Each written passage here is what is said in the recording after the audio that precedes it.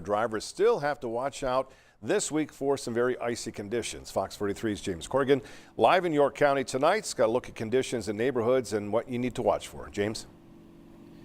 Well, Evan, what you need to watch for is something that in many cases you may not even be able to see. Take a look at the road underneath me here in York County. There's some snow mixed with ice, but you can see on the edges here patches of black ice right in the middle of this road. The sun was beating down on the roads throughout the day, helping to get rid of some of the last of the snow on many roads, but what's left is now turning into the latest headache for drivers.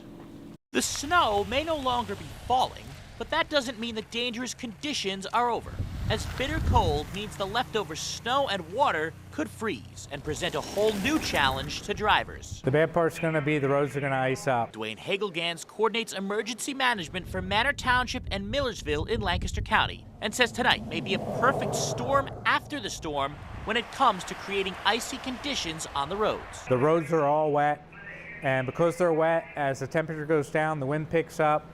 You know, now you're going to have two things. You're going to have icy conditions and you're going to have snow blowing across the roads. And both those things make for, the potential for accidents. It comes as temperatures are set to hit single digits after a day of sunshine melted remaining snow on the roads. Municipalities, however, say they're prepared through putting additional chemicals on those roads. We utilize calcium chloride when temperatures go below 20 degrees Fahrenheit, and we do that because we know salt loses its effectiveness. Calcium chloride is like a steroid, I would say, on the salt, which allows melting to go down to 0 degrees Fahrenheit. Despite these efforts, icy roads will remain a threat throughout the week. Hagelgans says the best way to navigate the roads is by not trying to navigate them in the first place. We'd hope that people would stay home. A lot of places are still closed. I realize some are open, but people stay home. And even if they are out, they're working today, get home as soon as you can. The sun's going to be setting here soon. That's when it's going to get worse.